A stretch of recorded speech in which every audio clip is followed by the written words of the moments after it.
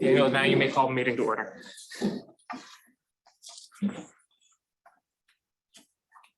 Okay. Oh, sorry. Also, if you are in the room, you have to turn your audio fully off. I had it's okay. I had the mic off, it just was getting a reverb from here. So I will not be on it. Welcome to the June 13th, 2023 Hudson River Park Advisory Council meeting. If you haven't signed into the attendance form, please do so. We have a special presentation tonight by the Battery Park City Resiliency Project. And we have several speakers that you can see on your agenda. If you don't have an agenda, I don't know if you can forward it, terrific. And we sent the meeting minutes from April 2023 just about an hour ago. So rather than trying to get them approved tonight, we'll go ahead and circle back and we'll get them approved at our next meeting. So no need to approve those tonight. So without further ado, I want to introduce Northwest Battery Park's City Resiliency Project. We have with us special speakers Glenn Dawson, Claudia Lomina, Peter Luce, correct me if I'm not pronouncing your names correctly, Joseph Marone, and Jeremy Siegel. We also have members from the New York State and New York City Department of Transportations, and they're free to introduce themselves if they have questions.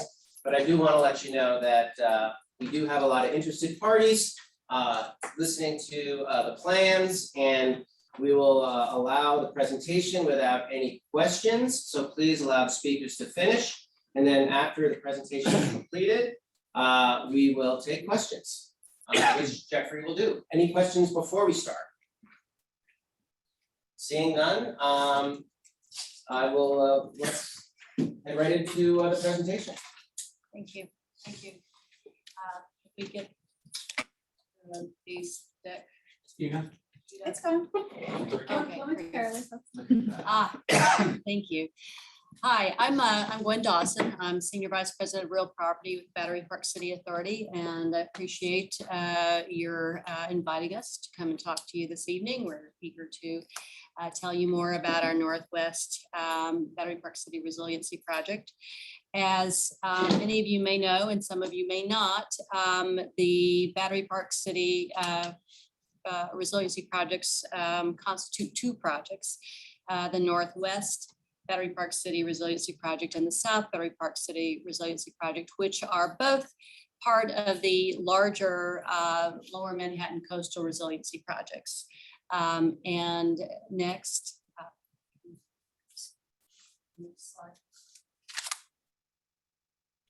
Just to zoom in just a little bit to show you more about the location of the Battery Park City projects. You can see at the bottom of your screen the South Battery Park City Resiliency Project, which extends from approximately the Museum of Jewish Heritage along Wagner Park, Peoria Plaza, and along the north side of the Battery over to about State Street.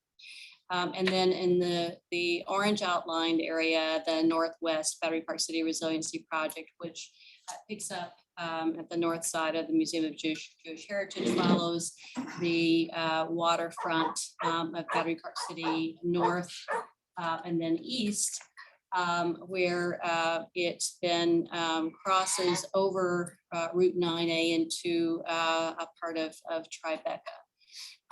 You can also see a little dot there that reflects the Battery Park City Ball Fields Resiliency Project, which has already been completed. That was a very localized resiliency project that was completed as an interim project pending the completion of the other two coastal projects. I wanted to set a little context for what we're going to be talking to you about this evening, a little history. We started our resiliency projects way back in the aftermath of Sandy through several assessment projects, which then led to first the South Battery Park City Resiliency Project, which started in 2018. That project is now under construction, and we anticipate that project will be completed in early 2025. On the heels of the South project, we then started what was then the North Battery Park City Resiliency Project, which will essentially constitute the area that we're going to be focusing on this evening. That's the area that extends into Tribeca and along the north esplanade of Battery Park City. The South Battery Park City project is proceeding as a traditional design bid build project, meaning that we hire a designer, then we take the design and we hire contractors to build it. In 2020, Battery Park City Authority was granted design build authority. We had historically not had the ability to do design build projects. I won't go into too much of what design build means. If you have questions, happy to answer, and members of our team will answer. But essentially, it enables us to combine the design and the construction together with one team in order to save time, save money, and also create what we think will be a more efficient process by involving the contractors, the builders in an earlier stage of the design process. So what we did at that point is we combined the North Battery Park City Resiliency Project with what we were planning for the west side into a single Northwest Battery Park City Resiliency Project, which we are advancing as a progressive design build. The progressive design build means that in many ways, on the upfront part of the project, it operates very similarly to a design bid build, meaning that there's a lot of engagement, a lot of flexibility in the design process.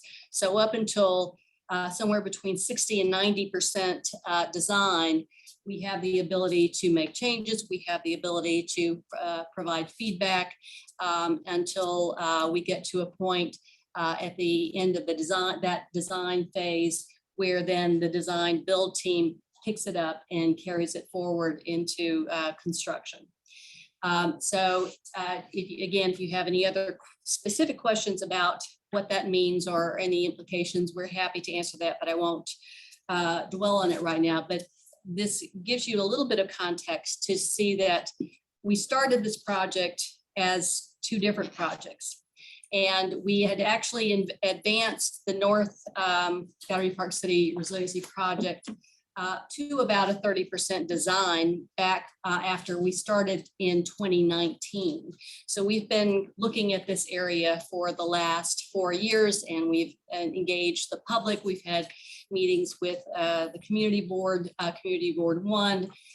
We've had meetings with city agencies, with other entities and stakeholders who were interested in this area. And when we converted it to the progressive design build, the Northwest project, we picked that up and we are continuing that process. And we've had a number of meetings with public meetings with Community Board, meetings with public agencies, meetings with HRPK, with city and state, Department of Transportation, with city DEP, with the state regulatory entities. And what we want to share with you this evening is kind of where we are just in advance of our 30% design. And we want to provide a little overview of the status of the project thus far, the alignments, and at a point where there's an opportunity to provide feedback and get comments and answer questions. So with that, I will turn it over to Peter Gless, who will take you through and show you a little bit more in the way of the details of the project. Great, thanks, Gwen. Can you go to the next slide? Great, so maybe the next slide. Great. So this is the agenda. Really, we want to start off with a bit of an introduction and walkthrough.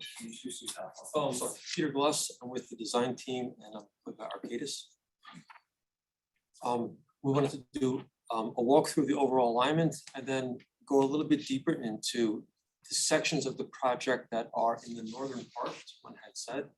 Talk a little bit about where we're headed from a design standpoint. Talk about the feedback that we received and how the design has evolved to address that feedback. And then just go into ongoing agency coordination and any questions you'll have. Next slide. Great, introductions. Next slide. Yep. So just for context, this is an image that shows the authority's property. The area 9A is the road that goes in the middle there.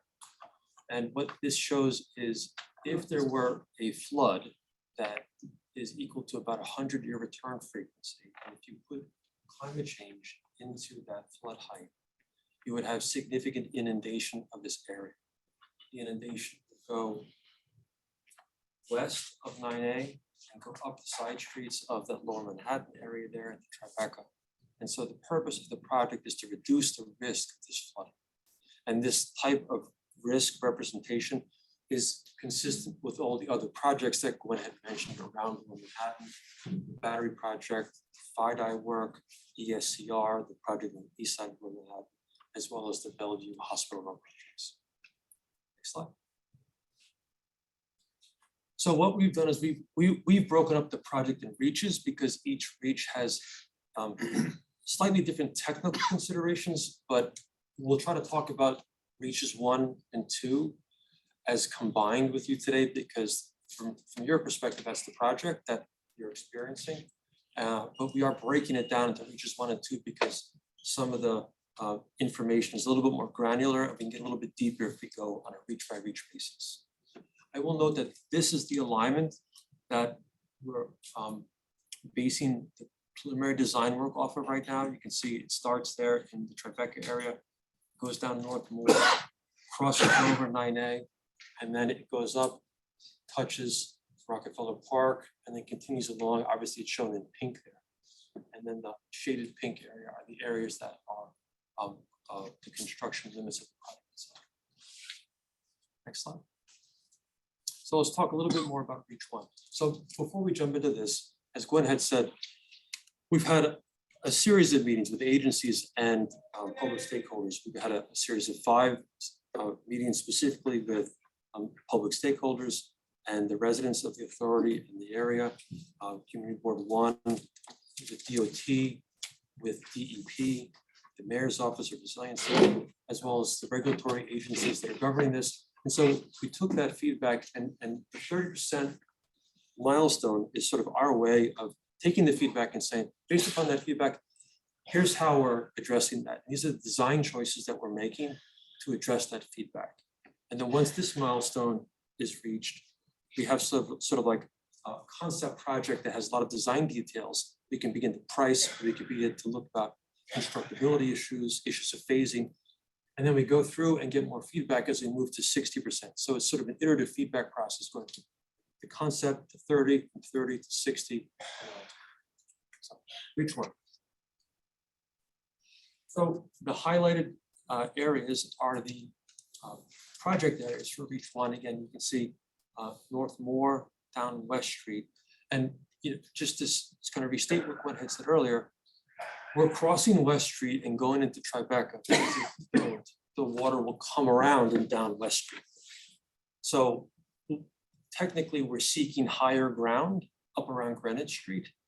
And so as we go from West Street to Greenwich Street, the height of the intervention wall basically tapers to 0 because Greenwich Street on or abouts is the elevation that we want to touch into from a high ground perspective. Next slide. So this is an image of that project area, and what we're showing here is basically a whole bunch of utilities, right? The areas, as you would imagine, it's New York, we're littered with utilities. Some of them are shown in blue, some of them are shown in green. Some of these you can move, some of these you can't move. It happens to be that in the median, there's a very large DEP interceptor, that is not able to be moved. So that's one of the things that's immobile, but certain of these other facilities can be adjusted, moved, temporarily supported and worked around. But this represents from us technically a layer of constraints that we're trying to work around. Excellent. These are some of the opportunities that we have here, right? You know, throughout the public engagement process, we heard a lot about the experience of bicyclists and pedestrians along the Greenway, along the usages there of Hudson River Park. We heard that it's very important to consider the view impacts as we cross 9A. It's important to think about the connectivity, particularly along the streets as they connect into the Hudson River Park area. And it's important to think about the north-south flow of pedestrian and bicyclists. And it's important to also understand how that north-south flow then interacts with the Esplanade, which is in front of Stuyvesant, the north side of Stuyvesant High School, which we call Reach 2, which I'll get into in a bit. Next slide. So this is a graphic representation of the alignment that we're currently pursuing as part of the design efforts. As I said before, the alignment comes down North Boulevard, goes around the Borough Manhattan Community College, and then at that point we cross over 9A, cross over the northbound lane, we cross over the southbound lane, and then we cut left and go along the Greenway. And then approximately when we get to where the corner is right now, we've modified the corner a bit so that, and we'll get into that in a bit, we talk about Reach 2, and then I think the alignment continues up along the northern part of Stuyvesant High School on that Esplanade. Next slide. So, as I said before, we heard a lot of input from just about everybody on the issues of the experience of bicyclists and pedestrians as they go along the Greenway. And one of the things that we're trying to balance right now is how to protect from a flood, from the design flood event, but at the same time, how to balance that with protecting the views. So we're really trying to protect from the water and protect the views. And so the design team right now is looking deeply at a couple different ways to do that, particularly along this stretch. And we're thinking about sort of walls that go halfway high and then some type of deployable or other elements that are on the higher end that get deployed during a storm. Where there's lots of different design configurations that we're currently trying to finalize. Again, the purpose of that is to address some of the feedback that we got, which is that folks weren't interested in a contiguous monolithic 9.5-foot wall off grade.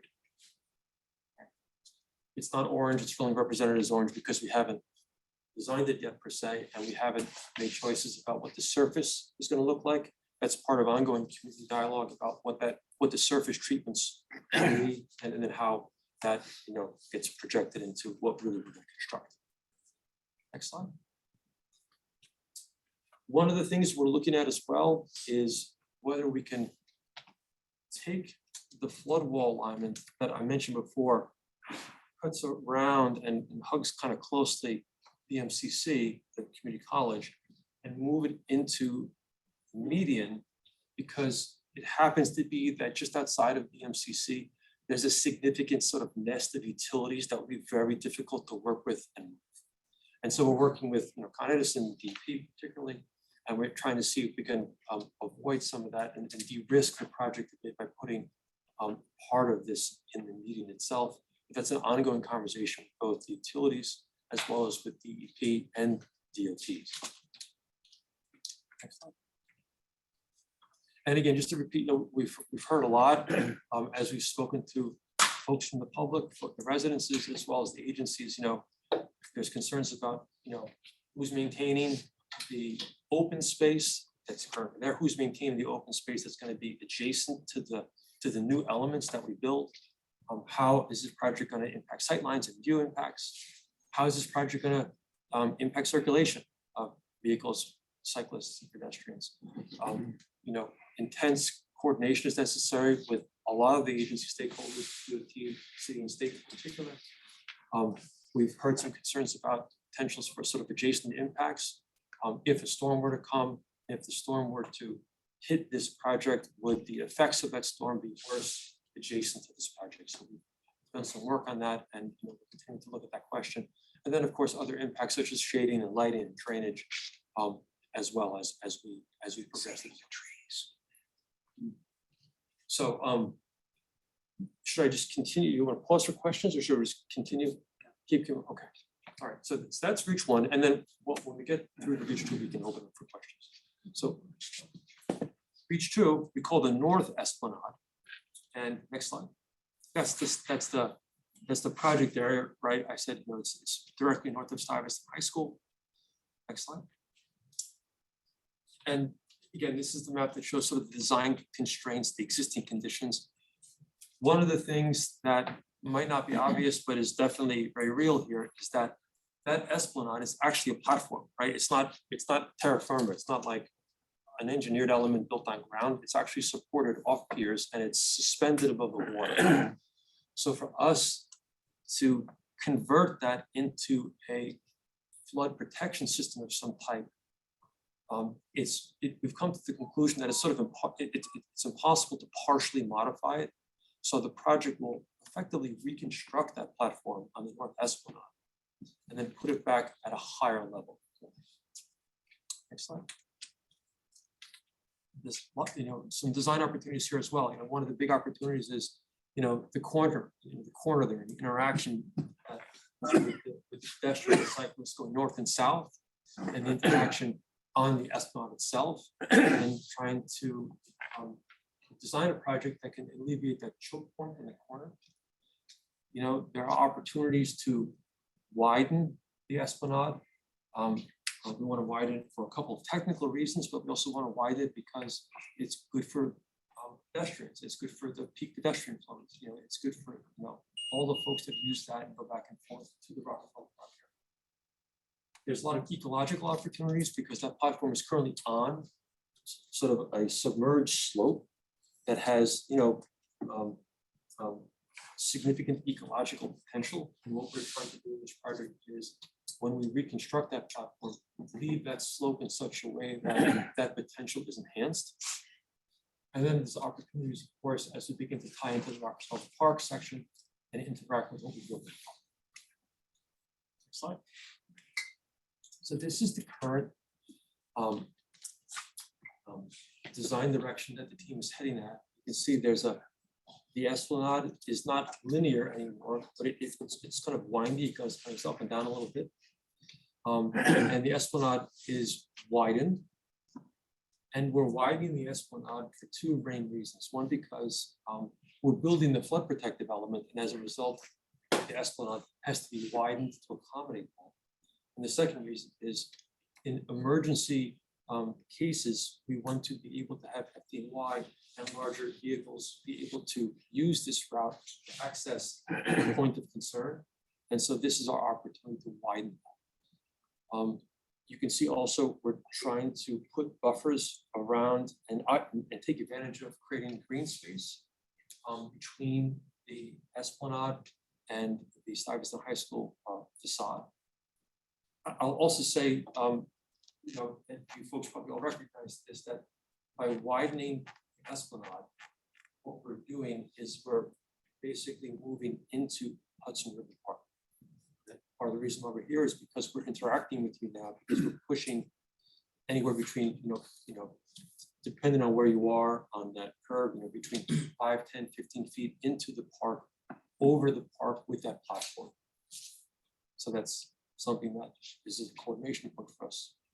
You can also see on the east side how we've modified the corner, the interaction with the north-south greenway, so that that corner experience of taking that corner is a better experience in the future, because there's more width to make those turns, and there's different ways to basically make that turn to facilitate pedestrian flows.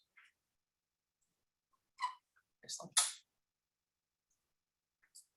This is a shot of the existing Esplanade as it stands right now. And the next slide is a very conceptual, high-level rendering of what this could look like. I always want to say these renderings look like there's a lot of detailed design that's going into them. the artists and the designers that have developed these renderings tried to make it look as complete and real as possible, but the design is, again, only at less than 30% right now. And so they've made some assumptions to bring this to life so that people can begin to visualize what this project might look like in that area. Slide. A little bit more technically here, this is the existing section of the platform as you see right now. And again, as I said, you know, if you're a fish, you can swim under the platform right now. And it's fully positioned on top of the water, and then it's connected to just out from the facade of the high school itself. Next slide. And the new platform would be elevated, would be designed to withstand the hydraulic forces that would come with the design storm, and again, representing the widening due to the flood protection element, as well as that expanded egress to allow more pedestrian flow and emergency egress. Next slide. So, you know, where are we with coordination? Next slide. So in addition to the public meetings that we've had, the REACH series that we just had a couple months ago, where we met with the public and really did a deep dive in each one of these reaches. We have ongoing coordination with a lot of agencies, Hudson River Park, the city and state DOTs, New York City DEP, also very significantly the Army Corps of Engineers and New York State DEC, because the Army Corps and the state regulate the permitting process as well as the in-water impacts that this project represents. And so we're in a dialogue with them right now about what the impacts are, how the impacts could be minimized or avoided or mitigated. And that's an ongoing conversation with them. We're also coordinating with FEMA as well, because this project will certify the area and it'll be a FEMA certified flood protection system. I'll also note that we continue to coordinate with other projects, obviously the South project, the other projects around Lower Manhattan, because all these projects are built, there's lessons learned, construction techniques. You know, there's lots of lessons learned that it's going on right now in Lower Manhattan. And so we're trying to glean as much from that as possible. And in addition, you know, we've paid careful attention to the HAT study, which was done by the Army Corps most recently. We've paid very close attention to what they proposed and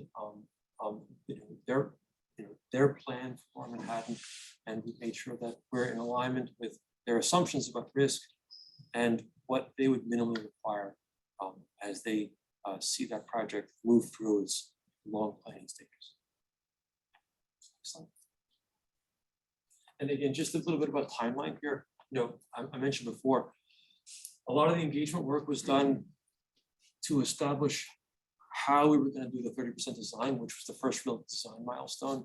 And that 30% design really represents sort of like a we heard you moment, right? All the different agencies have, you know, spoke to how we made design trade-offs. All the people who came to the public meetings gave us input on what they thought was a priority.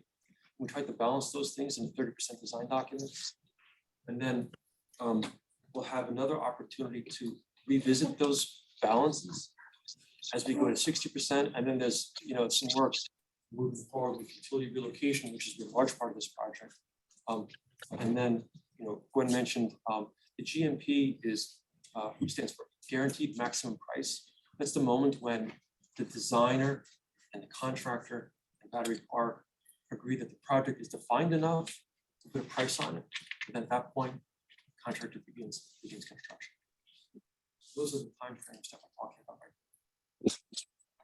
Next slide. Yeah, and this is just to sort of wrap up the questions. I think we can open up for questions.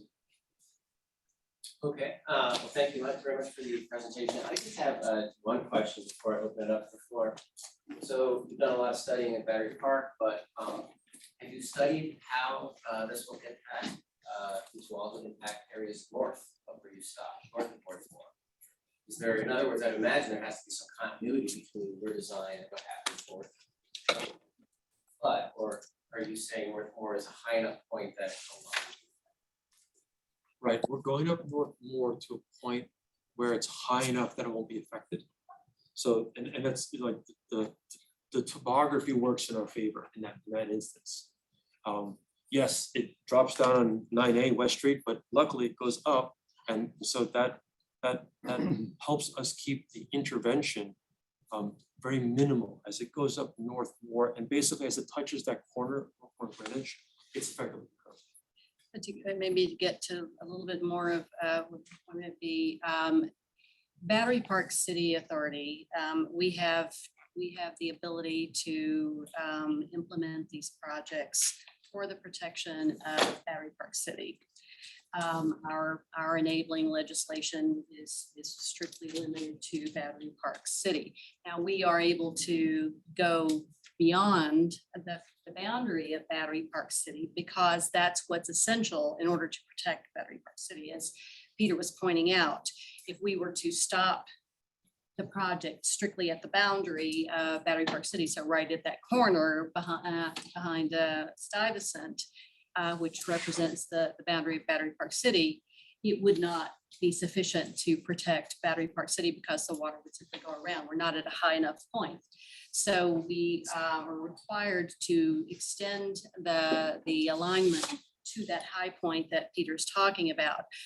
We do not have jurisdiction or the ability to assume responsibility or planning for any of the areas north of there. And we understand and recognize that there's not been a specific plan for that area north of the point of our termination at North Moore.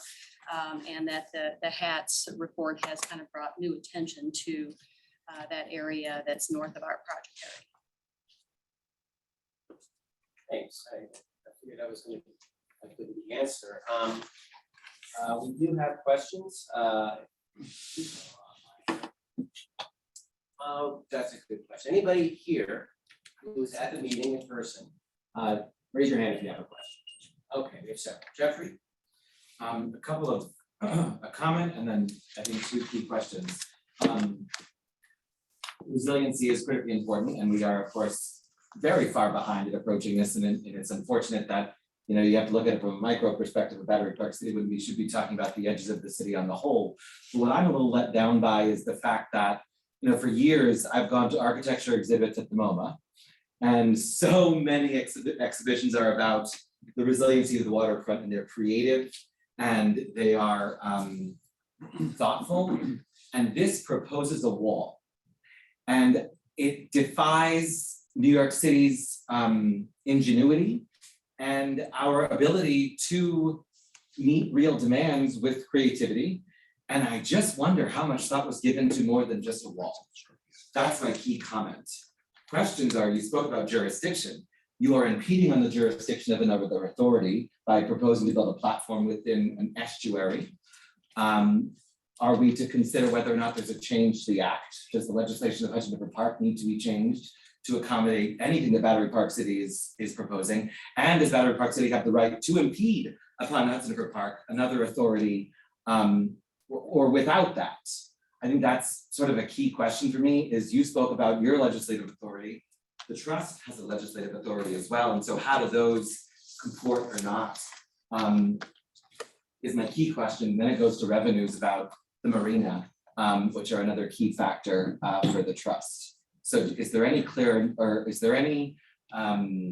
clarity on your jurisdiction versus the trust's jurisdiction and how that gets resolved? I'll take the second part and then you can talk about the first part of the question. There's no question that what we are envisioning in terms of the design is an encroachment on the Hudson River Park property. And we have discussed that. We have been in discussion with Noreen and her group about this for several years. And we understand that there's will have to be some means of that is mutually acceptable between Battery Park City Authority and Hudson River Park in order to address that. And that could take the form of new legislation. It could take the form of some, we're looking at a number of different options, some agreement between Battery Park City Authority and Hudson River Park. But we certainly know that there has to be something that is a mutually acceptable and mutually agreeable arrangement between Battery Park City Authority and Hudson River Park in order to be able to implement this design vision. Just to the fact of thinking beyond the idea of just a wall, and why that's what we're seeing today. Sure. It's a good question, and we are constantly struggling that. We've been struggling with this particular question for the past decade in New York. I think the balance we're trying to hit is there are ways to put up a flood protection system so that during non-storm conditions, it's effectively invisible. Problem with that is when you need to put it up, it takes a significant amount of resources to erect it. And it takes a significant amount of maintenance to erect it. Arcadis has done projects around the city where we've had no choice but to propose and install systems that have to be erected prior to a storm. And that gets really complicated because when the storm comes up along the East Coast, we have to set protocols that say, hey, 3 days before the storm, you've got to put this up. And the first time, that's fine. The 30th time, you're erecting your system days before the storm and the storm doesn't hit. It creates not only a concern from the public, but from our perspective, from a risk perspective, it creates issues with the performance of erecting the system because it affects our desire to make that call. And so that particular stretch around the corner there, that's the Greenway, is a very complicated stretch for us. And you're right, that's a central issue. I mean, our design team with Eric Ingles' group, our landscape architects, we've been working hard to try to figure out how to put something there that is reliable, that doesn't need significant intervention to put it up prior to a storm, yet at the same time doesn't create the experience of a wall. And that's a process that, hopefully as we go through more community meetings and we unveil more of the design choices that we're making in this section, you'll see that we're trying to strike that balance. In other parts of the project, I think we struck the balance really well. In other parts of the project, we had more to work with because this area is just particularly flat. Some of the other parts of the project along Battery Park Authority alignment, we have more to work with and more to blend in with. There's not much to blend in with, which is part of the fun of it. But again, it's great. If I could add also, I think that, we have some other considerations of, as Peter pointed out, there's not a lot of width here of space. It's right next to the water, and because of the conditions and things such as prevailing winds and fetch in the water, and the design flood elevation is quite high at this location. So the height of intervention that has to be achieved in order to get to the design flood elevation, as you see, is 9.5 feet. And so part of our the authority's objectives in our projects is to try to maximize passive elements over deployable elements for all of the reasons that Peter has mentioned, that passive elements that don't require someone to go out and install something or deploy something, or a lot of manpower, or things to be stored in other parts of the city that have to be brought in and implemented and deployed, is far more reliable. But because there's not a lot of room, and because the design flood elevation is so high at this location, the options are quite limited in this space. No, I would just actually build on what Gwen was saying. She had a lot of the points that I was going to, but I can just say that, I'm Jeremy Siegel with Big Dark Angles Group, part of the urban design team. And I've been working on other related projects around Manhattan, including on the east side. And I can say that to your point about sort of integrating with the urban fabric and wall length, when we have footprint to do that, when we're able to integrate it into park space, is when it tends to disappear, and that wall-like condition is sort of addressed. But there are a lot of conditions, particularly at the ends, when we have these tiebacks, where we're working within city right of way, and as the footprint becomes more narrow, our our ability to kind of integrate it into park space decreases. And that's kind of what we're dealing with here along this stretch in Reach 1. Whereas there are, other parts of the conditions are different, and we are able to integrate it in different ways. This tends to be the condition for these tie-back areas. And we're seeing that citywide.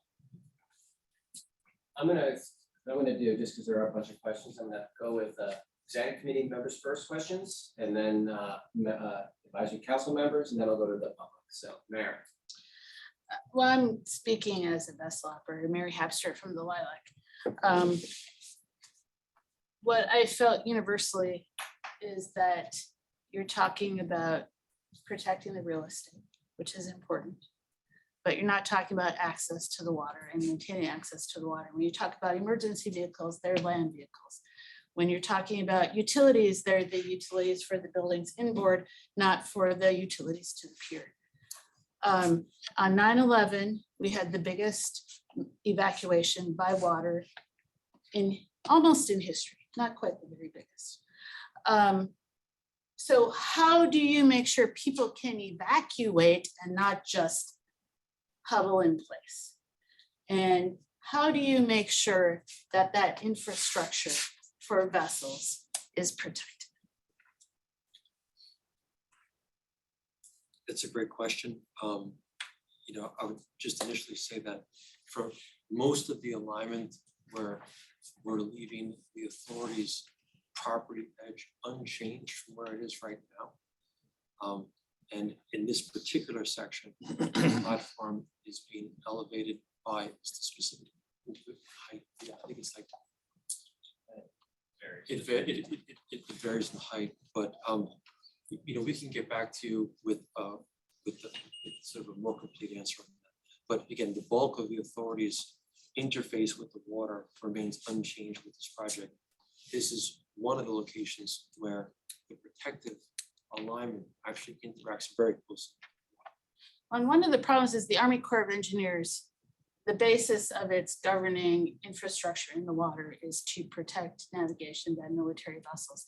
But there isn't any agency protecting access to the water. And So, Mary, I It was don't critical. want to try to avoid the back and forth. yeah, Do you I'm have- sorry, I do just you have wanted to another point that out. question, or is it just There's, go back? I'm just pointing out, there's really no agency overseeing this. Once Thank again, you. I'm gonna That's go it. to Thank EC you. members first and then general public, okay? So is there anyone else who's on the exec committee here? I see Isaac Daniel on the exec committee, so Isaac Daniel speak. Yes, hi Daniel, can you hear me? Yes, Far we away. can. Great, yeah, just want to reinforce that idea of the wall, unfortunately. I think you have a very talented design team together and consultants, and there's got to be more imaginative ways of doing this. I think we're designing for an event that happens, we used to say 100-year storms, now it's maybe 50, 30, 20, whatever, how many years it is, it's still hopefully decades. And whatever we do, we end up doing, we have to live with it on a daily basis. So please, let's get a little more imaginative. And I'm saying this as a Battery Park City resident. Any other question, Isaac Daniel, or is that just a statement? No, just a statement today. Thanks.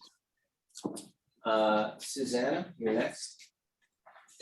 Hi there. I have two questions. One is about jurisdiction and strategy, and one is about the design and the engineering. My question about jurisdiction is, part of the elements in the design that you presented are there because, as you say, your mandate is to protect Battery Park City, and hence you have to encroach in another area, which means that it sounds to me like every link in this chain, every different jurisdiction ends up creating a barrier that would not really need to be there if it was just one chain.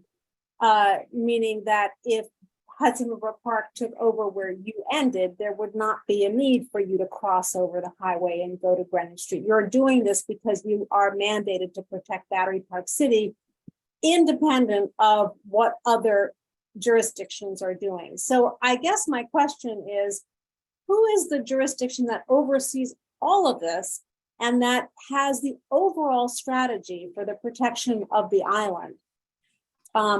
Because it doesn't seem to make sense that you should have to be negotiating with Hudson River Park.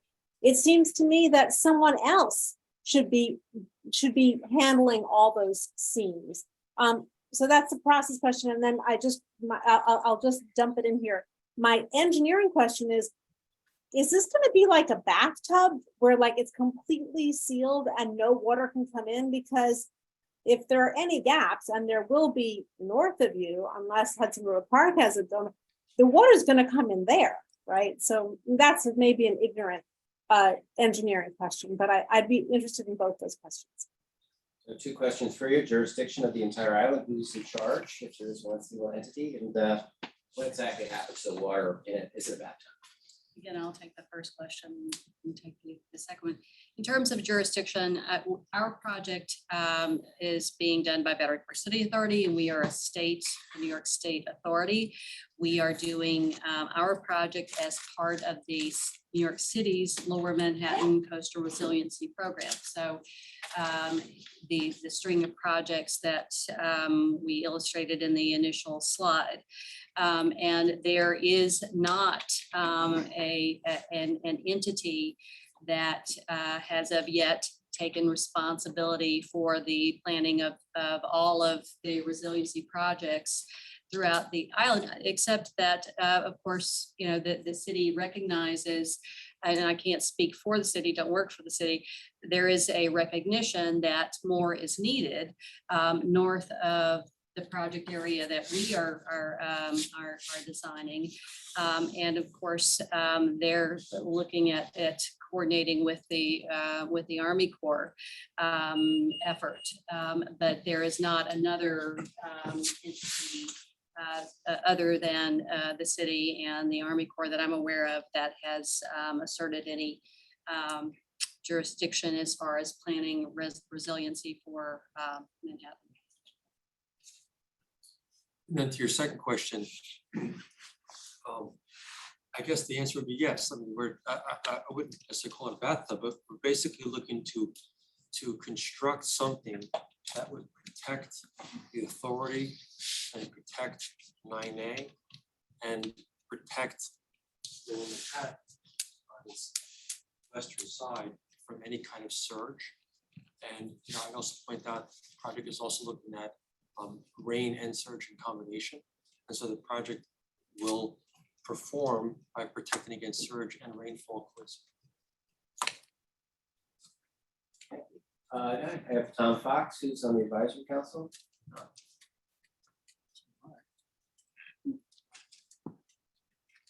You're muted. Thank you. Sorry. Observation. In February, this advisory council reviewed the Army Corps HATS proposal for a 12-foot wall going all the way up to 36th Street. At the time, we thought it very myopic and simplistic. And we suggested that West Side resilience be looked at as a tripartite issue. Is use the underwater property, of which there's a 1/4 mile out there, to begin to slow things down, use the built infrastructure in the water to help the growth of marine life, stop the stormwater surges that are going into the river that are killing all the marine life, and redesign Route 9A to look at the current state of traffic and the planned future of traffic in Manhattan. Congestion pricing, which is consistently moving along, suggests that traffic below 59th Street will be reduced by 15 to 20%. The roadway is 6 lanes wide. It doesn't necessarily have to be 6 lanes wide. What we've suggested is a more comprehensive approach to planning that brings in the Army Corps, yourselves, DEC, DEP, and the transportation departments to look more holistically at a large-scale infrastructure investment in the West Side. This kind of flies in the face of our recommendation because it just puts up a wall, which is what the Army Corps wanted to do, put up a wall. We are on record saying that's not a good idea. And somehow I can't fathom us thinking it's going to become a good idea because you've come up with it. And I'm wondering if you have at all thought about taking a different, more holistic approach. And instead of informing your colleagues and asking them for their feedback, involving them in your planning and modifying your planning to accommodate some of their needs. I'll go first. I would take some issue with the suggestion that what we are proposing is the same as what is being reflected in the HAT study. It's not. We're not looking at a 12-foot wall. As a matter of fact, 9.5 feet. well, actually, you no, cut we're not looking at a 9.5 2.5 feet foot off. wall either. We're looking at a partial height barrier that then could be extended to reach the 9.5 feet of protective measure that's ultimately required for our design flood elevation. Without So the need for complicated engineering, if, right? Tom, Okay, if you don't no, mind, I'm just, If you don't mind, thanks. Just, let's hear the answer to the question, and then if you have a follow-up, we'll allow you to speak again. Thank you. So I would differentiate what we're doing from that. And I think that it has been approached in what has been a thoughtful way. We're not done yet, and we're still open to comments and suggestions as part of our process, our ongoing process. And so we are receptive to suggestions for how we might look at things differently. At the same time, a comprehensive effort of the kind that you're suggesting, it is laudable, but it is also something that I would well imagine will take some time, and it's not funded. And so there would be some time involved in doing it that way.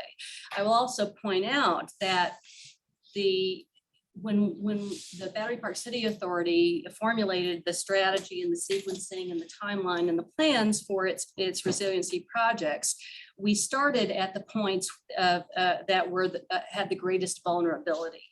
And those were the south side of Battery Park City around the Pier A area, where we suffered a lot of flooding and Superstorm Sandy, and the north section, this corner right in between the North Esplanade and 9A, which is another very low point, very vulnerable point, where floodwaters rushed down West Street and flooded Battery Park City from the east.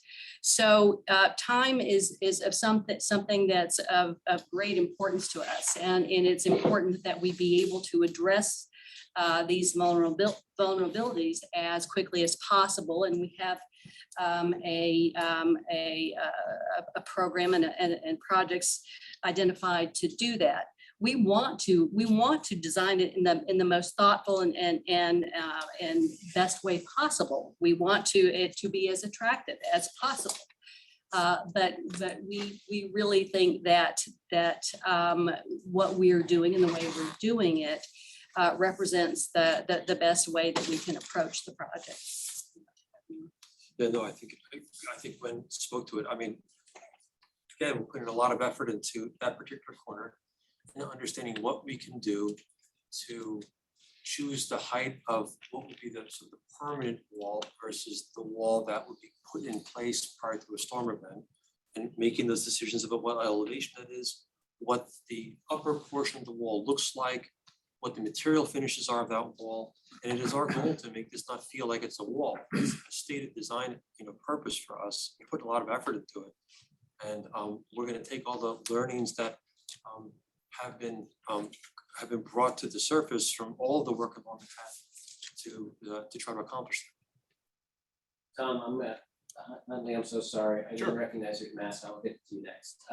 Tom, do you have anything you want to follow up with that? I did. cut No, you off. it's a difference of opinion and we'll agree to disagree. Okay.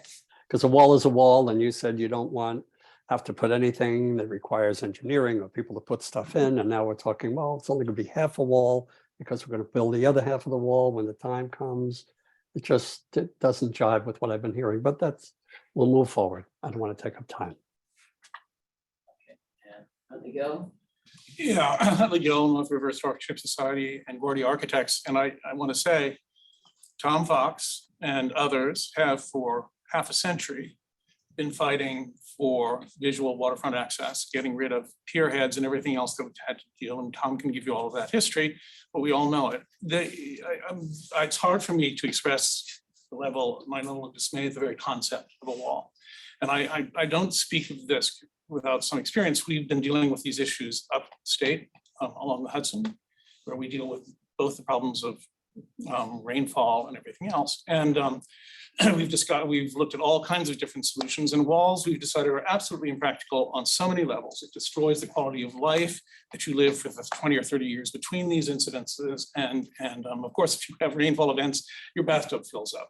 We've discovered and we've thought, and what we're working on, especially in Kingston, New York, is several inventive solutions, but mostly fortifying buildings. That's really the most practical solution in so many ways. There's so many design ways that are easy to do in fortifying buildings, but to try and fortify an area is so unspeakably destructive to our quality of life that it's a solution that's not acceptable, I don't think. And so I would ask, have you looked at the alternative, which is probably more cost effective, of fortifying buildings instead?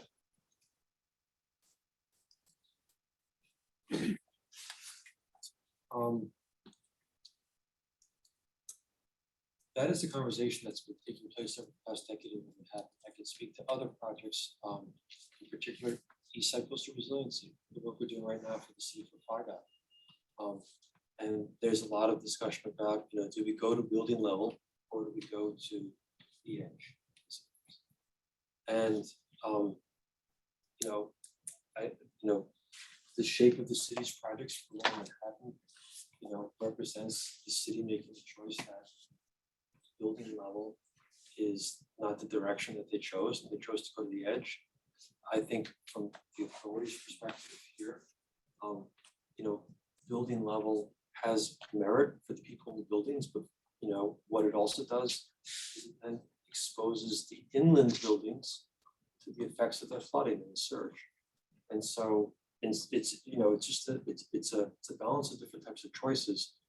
Put a building level protection system in the area that would be impacted by the inundation would impact a significant amount of buildings, and those building level protections in some ways would probably require significant reconstruction of the buildings themselves. So there's some technical viability associated with that, particularly closer to the water's edge. But I understand your comment. And I would just say, getting back to the comment of the wall. Again, we're trying to balance the urban impact of the wall, trying to make it so that it doesn't look and feel like a wall. But we also want to build a system that actually works when it's called upon to work. And so, Arcadis and our design team, we don't just bring US experience. We're a Dutch firm. We've done a lot of work all over the world on vulnerable places, and reliability is an important thing we're looking to achieve when we build something like this and make this type of investment and set people's expectations that they will be protected when we build this. Are there any other cities you can cite as an example that use a wall to protect the city? I can give you a list. So can you just give me one or two? Sure. That didn't work. Well, globally, there's lots of different sort of physical conditions. In the US right now, I think the Northeast is, I'm going to say, leading the pack. I can speak to the work in San Francisco where they're looking to reinforce the Esplanade. But is there anything that exists right now? That's like I know you always hear about Holland and having advanced methods in which to keep its water out of cities. Is there any pre-existing walls that exist in cities to fortify it against? Yeah, yes, I would say that there's significant walls in Holland. I would say, to the point where they're no longer walls, but they're levees. But, I can get you some examples of places where the interventions are more wall-like as opposed to wall. Ram? Just want to answer your question on the Susquehanna River. Oh, stop, it's okay, go I still ahead. understand if you don't mind. Yeah. On the scope question, is the scope to build a wall? Or was the scope to consider put every option on the table?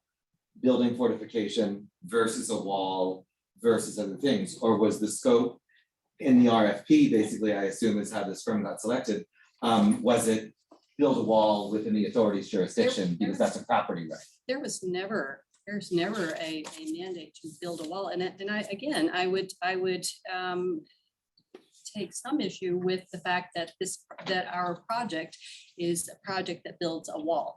There are sections of flood wall where we don't have any other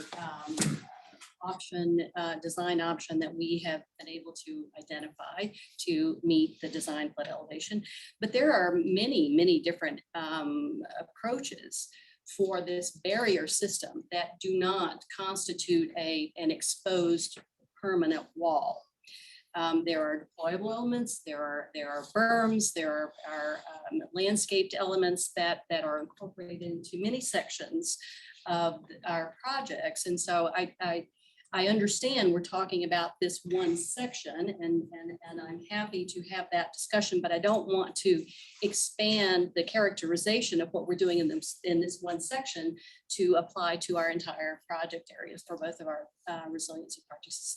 It's not a fair kind of characterization. And so, no, we did not issue an RFP for someone to design a wall. We wanted to design a flood barrier, coastal flood barrier system.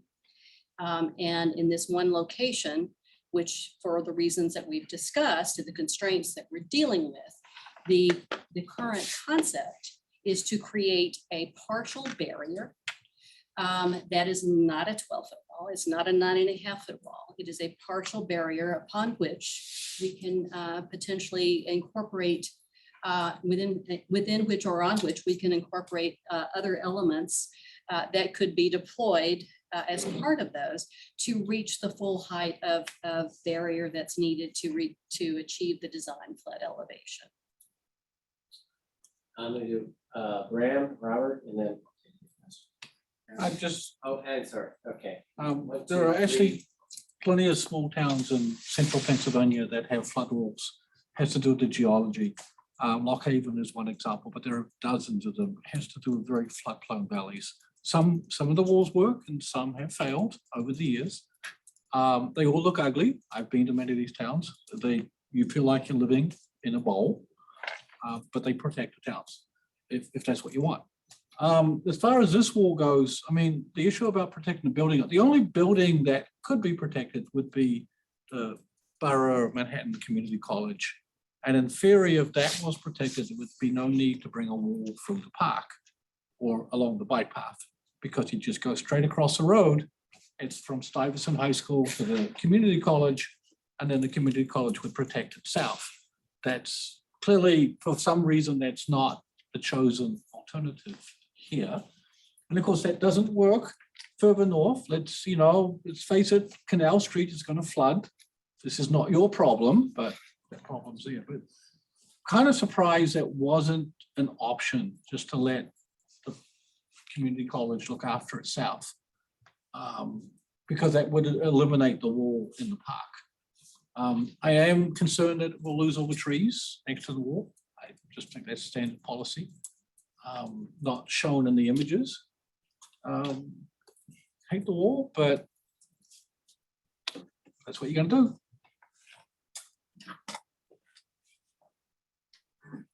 I don't know if you guys were you guys able to look at BMCC as an option in terms of fortifying that building in particular? Just kind of curious about Graham's question. The objective was not to fortify the MCC. The objective was to achieve the protection necessary for Battery Park City in the most practical and cost-effective way possible. There were other alignments that were considered. And to the point that you're talking about, Graham, following the Chamber Street line, we did look at that. But there were a number of issues associated with that that relate to the traffic, pedestrian circulation, the impacts, utilities, the impacts to Washington Market Park, and the fact that we would have to encroach upon the BMCC site in any event. So those things were looked at and weighed, and the conclusion was that the alignment that followed that went along Northmore was the preferred alignment. So I did have a question. I just wanted to recognize Graham's point. So I had kind of a small question, then a bigger one. Rob Peroni from Hudson River Foundation. One was on just in terms of the amount of encroachment in Hudson River Park. Do you guys have an acreage total for that? And then the bigger question was, or more deeper question was, in terms of the taking away and then putting in additional platform on that northern edge over the water, can you guys characterize some of your conversations with the DEC or any of the permitting authorities on the viability of doing that? Sure. I can get back to the specific acreage, but what we're proposing here is to elevate the platform, extend the platform. The edge of the platform will be higher and it will be further north into Hudson Park.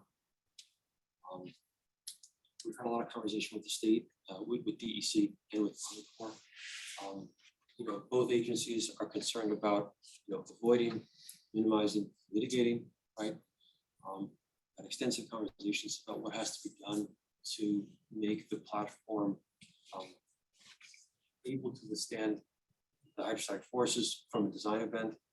And we've had extensive conversations about how the current support for the platform is going to be moved and replaced with new support for the platform. Have different inwater impacts. We've been discussing with them the quantity of those impacts, the character of those impacts. We've also been discussing what we can do, what opportunities are there for that slope there, and it's underneath the current platform, which is probably under-optimized in logical life, and what we can do to maybe improve that so there's a greater potential for the project. Yes, Albert Taylor, Council Chelsea Block Associations.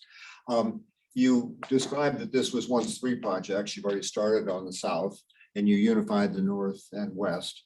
Have you considered, given the difficulty of determining exactly how to interface with your neighbors and the Army Corps of Engineers going north into Hudson River Park, to decouple again at least phases 1 and 2 from the rest of it? Go ahead to the next phase and hold this into further discussion and consideration while hopefully, we can get together a lot of good thought in terms of planning the city around the way that it is changing with congestion pricing and so forth, and get a solution all the way up, work our way all the way up the river. You hopefully will get to a point, you pass it off to us and we get up there and maybe Canal Street will ever get covered one day. But in other words, this is a knotty enough thing, and it seems that you're gonna have the Army Corps, if the Army Corps of Engineers says build something down along the river to your area, then what happens to all the stuff you build across West Street and Northmore? It's kind of a question, and that could be, if we give it, I know you've got a time is of the essence issue, even though we're dealing with a 100-year storm, but have you considered decoupling phases 1 and 2 from the rest of the Northwest project? I would answer that in 2 ways. One is we talk about the difficulty. There is no section of any of these projects that's not difficult. I mean, they are complicated projects. We understand that. There are so many issues that have to be addressed, and a lot of coordination that has to happen. And we are not naive in understanding that there is there's still a lot of work that needs to be done in order to make sure that we are doing this in a way that accommodates the concerns and the interests of the people who are impacted. But I would also say, back to my original point, that decoupling this reaches 1 and 2 from the rest of the project, if we were going to do it, we would want to prioritize this section rather than the western section, just because we are trying to do this in the most responsible way possible in terms of addressing the area of greatest vulnerability the fastest.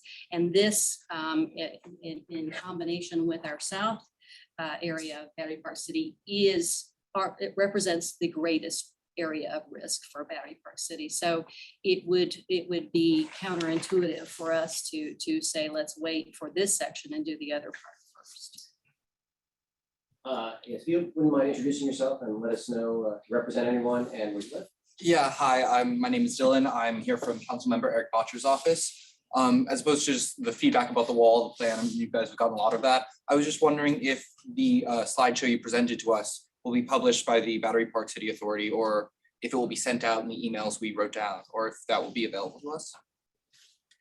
Right, and you might take a look at the agenda that was distributed. There are lots of materials that go over the similar points that have links that Battery Park City Authority provided us. I'm not sure if this is exactly what we saw, but it's an iteration. Any other questions? Sorry, and then I'll stop. And I wonder if this is a broader question to the room, or if the trust has any indication. I am just still stuck on the point of jurisdiction, and wondering sort of how that gets. I understand the good faith and mutual agreeable and that kind of stuff, but this is encroachment on a sanctuary, which has legal standing. That is codified in the Parks Act.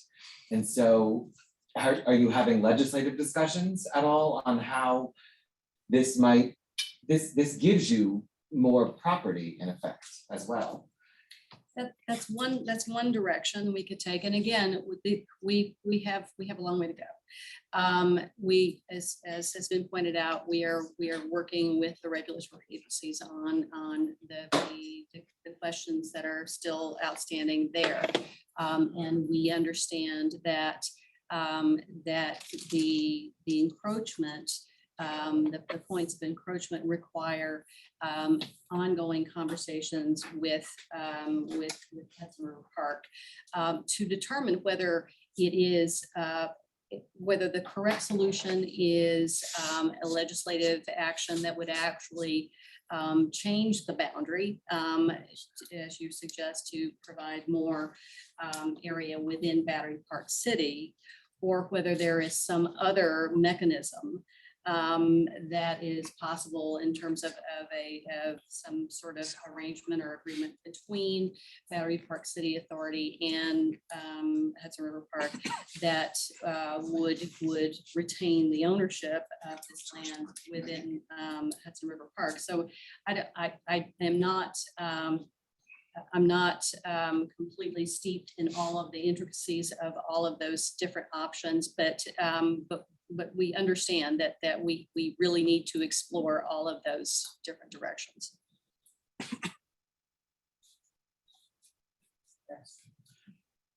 Thank you. And we're at 30% right now. Then it jumps to 60. Is there another chance for a 30% iteration based on the feedback you've had from all the community groups you've spoken to, or does it just continue to your notch is next 40% and you come back with public review at 60% from that process standpoint?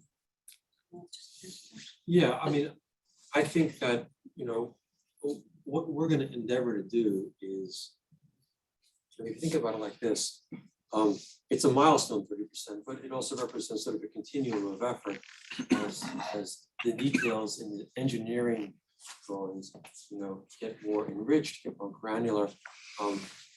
We'll be working pretty hard right now to incorporate all the feedback that we're getting at whatever design we're at, right? I mean, I even at a conceptual level, if we're halfway between 30 and 60, and we're involved in a public meeting or stakeholder meeting, we're gonna try to reflect that feedback in the drawings and basically slip that into the process, because the goal is to have a project that has the feedback represented and has some sort of community centricity with the design process. So, the 30 and the 60 are really more formal milestones. More with sort of like a moment to do some cost estimating. Some of the regulatory authorities require certain types of completion in the design drawings before they even review them. So, some of the agencies want 60% before they even have their staff look at them. So there's certain requirements that we have to meet in order to have a dialogue with the agencies. Even 30% for DEP and DOT stakeholders is a little bit light from a design perspective, because their staff can't really ask the questions that they need to ask. So we're sort of balancing, completing it, granulating it out, detailing it out, yet still getting feedback, yet advancing enough so that we can have dialogues with agencies so that they can sink their teeth into it and really have the technical dialogue. Are there any more questions? Last call for questions. I just ask, you've seen the Army Corps of Engineers study, and it's very preliminary, and you've looked at it. Do you even have any idea in your mind as to how that would integrate to phase one, if in fact 5 years from now we're going to start dealing this, and we're going to, it seems that phase one is going to be vestigial. If we do anything along the line of Army Corps of Engineers, if it's ever funded, if, but you must be thinking about how your neighborhood would change in that, and whether you're making a building block towards that, or whether it's something that'll have to be changed at some great cost. Yeah, I mean, we're mindful of that. Let me give you maybe to answer your question. Maybe let me give you an example in a different part of the study area for Hudson. I mean, the harbor and tributary study looked at the entire New York Harbor, right? If we were having a community meeting in Long Beach right now in southern Nassau County, we'd be talking about the HAT study, what the HAT study proposed. And Nassau County built a number of elements for flood protection. They built walls around the treatment plants. Long Beach, the city of Long Beach built walls. And so, really what's going on is Corps is obligated to put together a project that works, is funded, so they can begin to calculate cost benefit, right? That's the objective of the HAT study, to say, I'm building this, it costs this amount of money, it protects this amount of people, and let's start running the numbers, and let's start looking at federal financing. So in many ways, I see the HAT study almost as a financing document. I mean, I don't want to be too colloquial about it.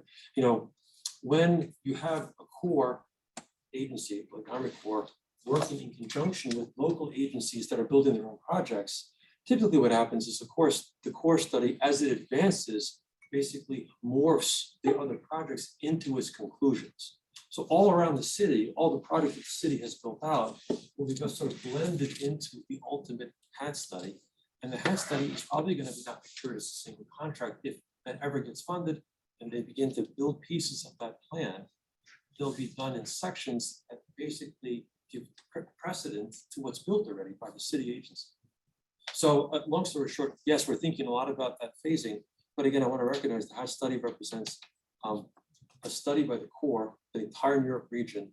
We're involved in a lot of the areas around New York where that HAT study is relevant, and it's not funded yet.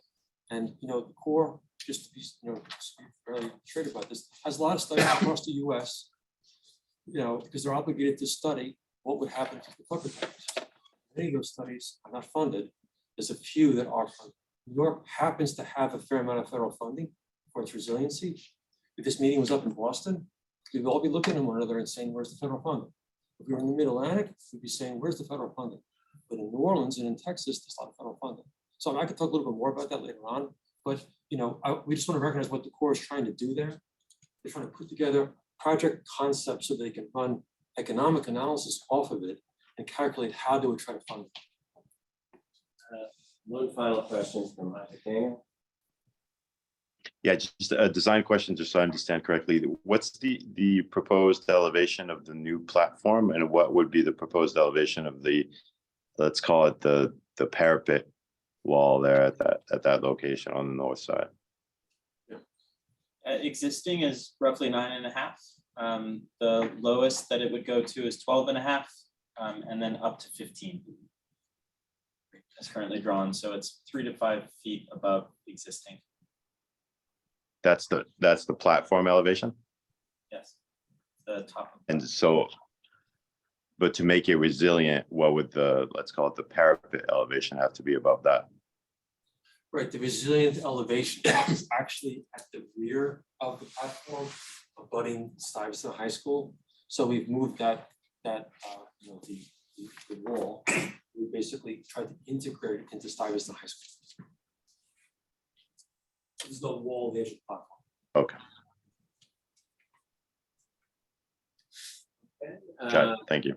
Seeing no other questions, I'd like to move on to the next agenda item. And at the end of the meeting, we can always discuss what our next steps would be as an advisory council. Thank you very much, Gwen and Peter and Jeremy, for educating us today, and look forward to having you back again. I guess it's 60%. Okay. Thank you very much. Thank you.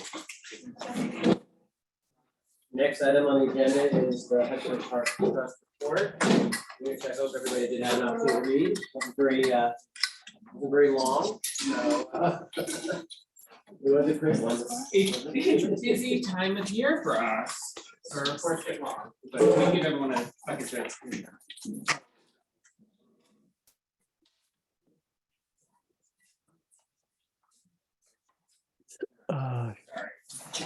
Excuse me, Dan, I have a question. I'm sorry. to Yeah, interrupt. sure. Everybody's left the room, but is it for the advisory? Oh, well, the question is, what are we going to do about this? Just say, okay, thank you very much, and they go Well, home? no, I think what we're gonna do, Tom, is when we get into the new business section after the trust. Okay. Report, we're gonna discuss our next steps. Okay, thank you. Which is what we usually do on a community board level, so we go through the agenda and then we talk about how we're going to resolve what y'all feel as a. Am I up now? Yes. It was circulated, I'm going through the written report, first, I want to make sure everyone saw and received the invitation for the Chelsea Waterside Park ribbon cutting. These are the phase 2 Thank you. improvements, we're very exciting. Please come, please come, please come. It is this Thursday, 11 a.m. Enter from 23rd Street and 11th Avenue. So the renovated and redesigned entrance. We have our building with its reused granite blocks and the solar panels. We have sunlit public restrooms with skylights. You should come check them out. They're gorgeous. But otherwise, hopefully we'll have some nice snacks. It'll be great. I'm going to go through design and construction. I'm just going to go through in order because I'm not going to reorder it on the fly. So in design and construction for our science play area, Monstrum is finishing fabrication of the play equipment, which is due to be on site in July. So look out for it this summer. I'm not sure when our next meeting is, so I want to make sure to flag that. And we're still on track for completion in late fall. Folks will have seen, if you haven't gone by yet, south of Pier 40, you should, that the tennis courts, which were resurfaced at the end of last year, before we had to pause, have gotten their painting, and we have replaced the lighting fixtures with new LED ones, which has reduced power consumption by half, something that we're excited to be able to do as we're moving throughout the park. 550 Washington Crosswalk. Daniel, I know this is one that folks have asked for updates before. We're told that we had finally gotten the permissions from Con Ed and we're just waiting for electricians to make the final connections. I know we've said soon 100 million times, but I'm told it's possibly real now. So the light should be operational shortly there for the crosswalk. At Gainsborough Peninsula, we talked last time about the ramp. The new ramp has been installed and is apparently performing quite well in terms of slipperiness and durability, which is nice. We met with some of the stakeholders in the boating community to talk about the ramp and the landing back in May, talk some of the operations as well as the surface for it, which went well. So we're well under the way of planning for that. I'm going to skip over some of these other ones that are smaller updates you read about. For the Tribeca research and phase 2 deployment, this is the oysters and habitat enhancements that we've deployed in the Tribeca section of the park. This June, we are starting a year 2 of researching the effects of it. In August, we are planning to install the next phase of enhancements.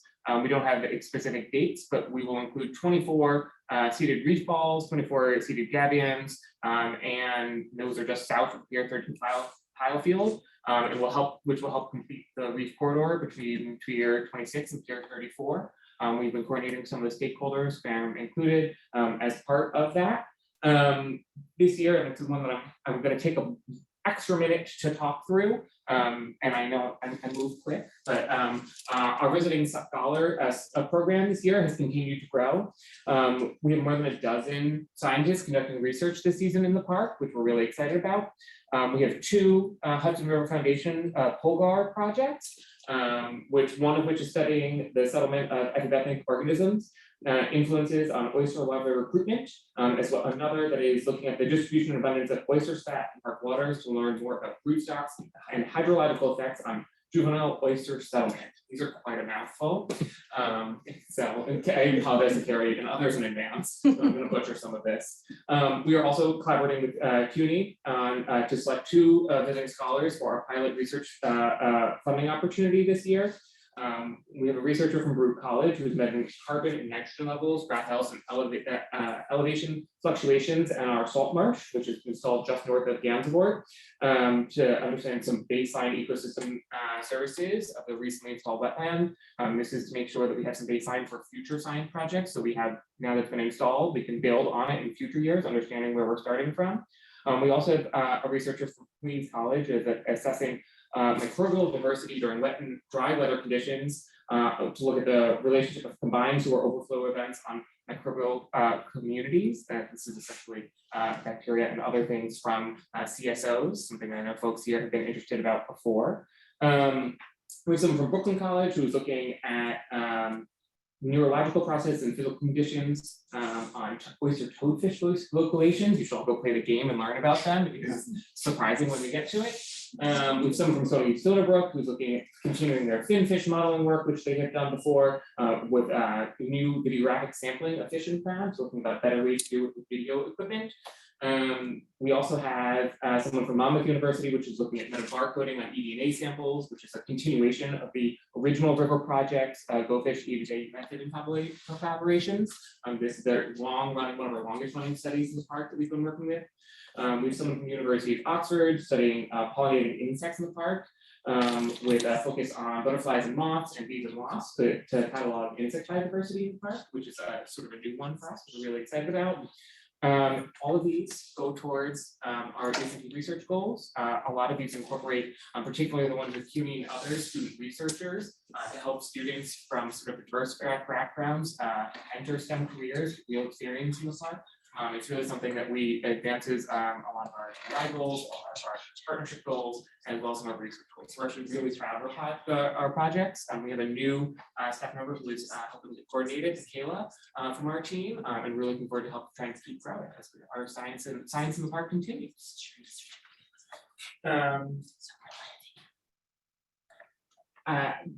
Also from the River Project, we've opened, I'm going to move into programming now, which we have a lot of. So I'm going to also kind of skim, guys, and you should all read it. We opened the wet lab. It has expanded hours this year to thanks to some grants that we've gotten. So you should all come see it. It's going well. I'm told we have, is it a horseshoe crab, Carrie? Horseshoe crab, our terrapins, 2 seahorses, all the stars are there right now. Terrapin from, that you guys caught? No, Turtle Conservancy, Oh, okay. 2 turtles that have never been wild summer in Hudson River Park. Oh, what a luxury. You're for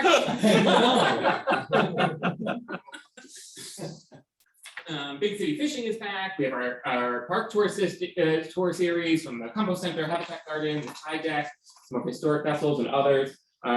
Here, particularly, we're really excited to have, we have science trivia nights, we have nerve night, we have sensory science classes, nature-inspired art workshops. I think it is calligraphy. Calligraphy and ink brush painting with the New York Chinese Cultural Center. this Thursday, right? Yeah, the next You guys- 3 Thursdays. So we're excited to do it right here, Pier 57, come learn how to paint some nature. Again, all of our programming is free, very exciting. I think you actually have to pay a nominal fee for some of our nerd night stuff, but we'll skip over that because it comes with a drink. That's fine. Hudson River Dance Festival happened in part after some unfortunate air quality issues and some weather. Hopefully some folks joined. And as I'm moving into public programming, I want to give our new VP of Partnership Programming and Events, Andrew Ronan, who has joined us for the first time. Includes all of our public programming, our permitting, our fields, and all of that, as well as our partnerships and all our events. Andrew, do you want to just say a minute, 30 seconds about yourself? Sure. Hi, I'm very excited to be here. It's only been about 6 weeks and it's really an amazing place to be. I come here from after 9 years at New York City Department of Transportation, overseeing public space, plazas, open streets, and other things, the programming, maintenance, and operations thereof. And really looking forward to bringing a lot of that experience here and working with some old friends and some new friends, and looking forward to it. We are particularly very excited at Andrew's experience working in very tight spaces, right in front of other people within the streets is like a key piece of Hudson River Park.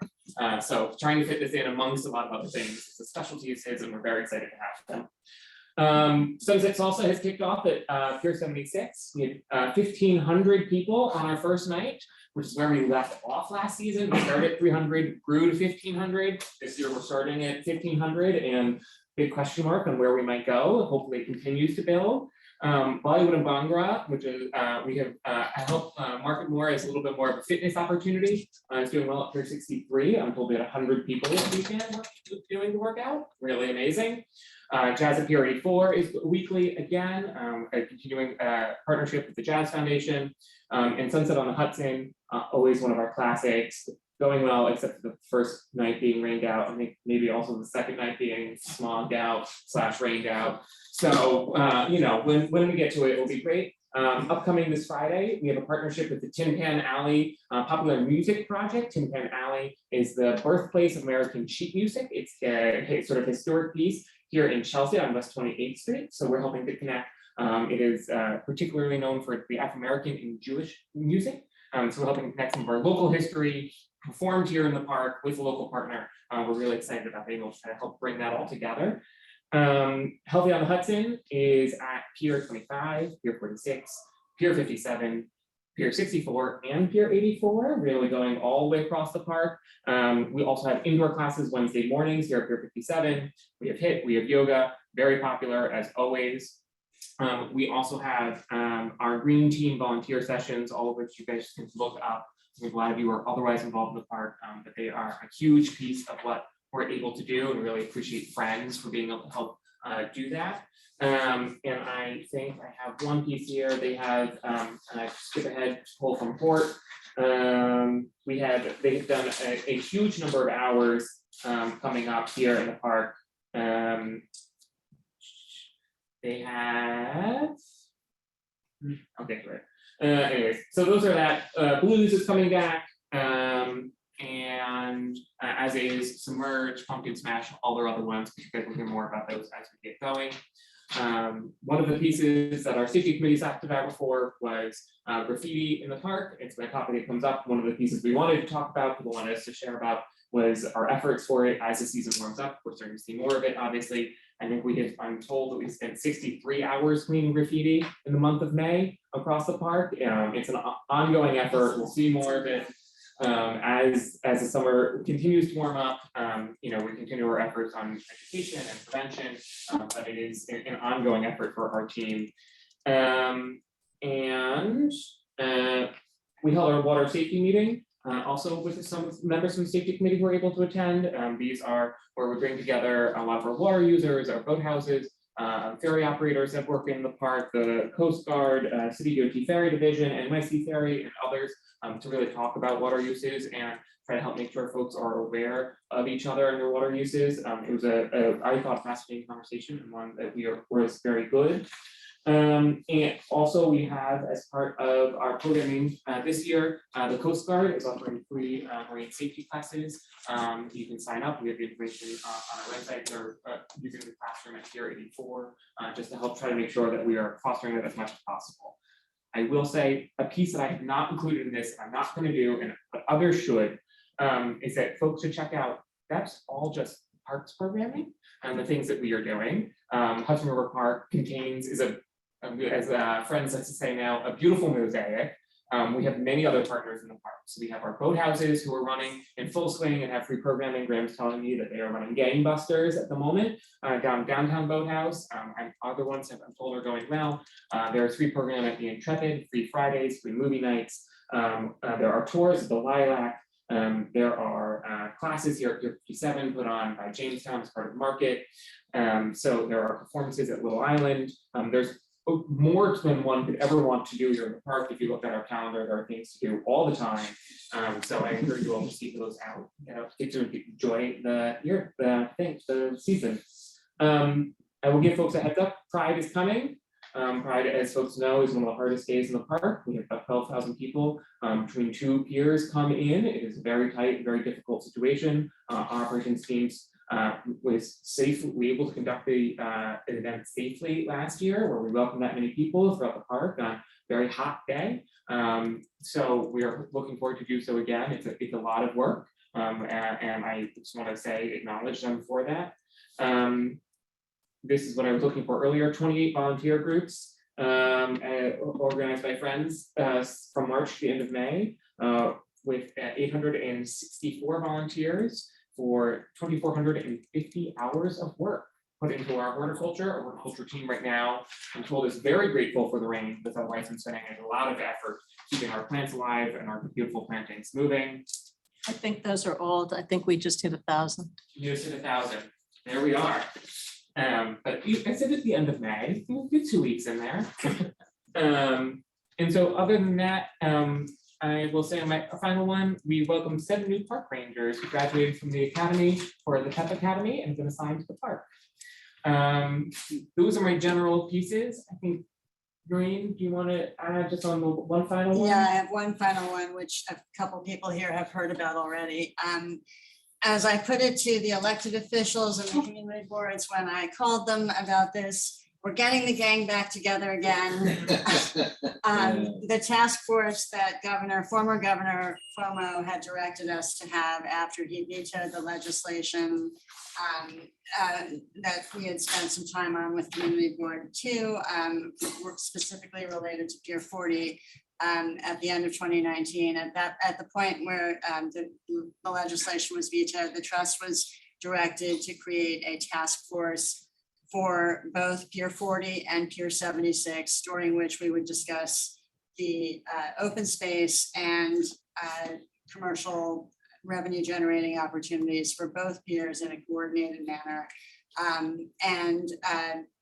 Bluntly, at that point, after spending a year working on the Pier 40 legislation, it was kind of exhausting to think about starting another task force. But I think the participants in it, partly helped by the consultants that we hired, James Cornerfield Operations, which was the designer for Gansevoort, and Carl Weisbrod of HRNA. Carl Weisbrod is an eminence grise of New York City recovery, I would say, from the 70s on. We worked with them both. They facilitated discussions. We were meeting every Friday morning for a period of months from kind of January of 2020. And the last meeting was supposed to be March 27th, 2020. And guess what? It was canceled. And we never were able to bring forward any recommendations for legislation because COVID took over all of us. In the intervening years, we've done a lot of work on Pier 40. It has its share of problems, but we've benefited from the air right sales there. And meanwhile, Pier 76 at that point was still a tow pound. So the tow pound was demolished. The trust took over operating it as interim open space where we occasionally have events. And that pier now is the one that has the real pile problem. It's on old wooden piles. It's fine right now, but we know from experience that wooden piles have a shelf life. if we don't start Pier 76 on some path for thinking about the future, the piles will all fail and we will have neither open space nor commercial use. So I want to start the process of talking with the task force again, this time specifically about Pier 76. So we are going to be rebooting this, basically building on the continuity that we had the last time with the same essential composition of the task force membership. I've reached out to all the elected officials, the community boards, the advisory council, to Daniel, and looking to have a discussion. I don't know what's really possible at this point, given the economic situation of New York. There were a lot more, days were rosier when we were thinking about this the last time, and we were looking at offsets of tax revenue from other sources and other things that may no longer be possible at all. But the trust has to start trying. So just wanted to update you all on that. Basically, my idea is that we'll have a couple of meetings in July, take August off, a couple more meetings between September and October, and see where the road leads and whether there's any consensus and ideas on anything that could start making some open space and commercial sense in that context. Just let us know if it's hybrid as well, or is it going to be purely in person? Hoping for largely in person, because I do think that discussion happens differently like that, but we will, I'm sure, have some kind of hybrid option. Have you ever been hybrid before?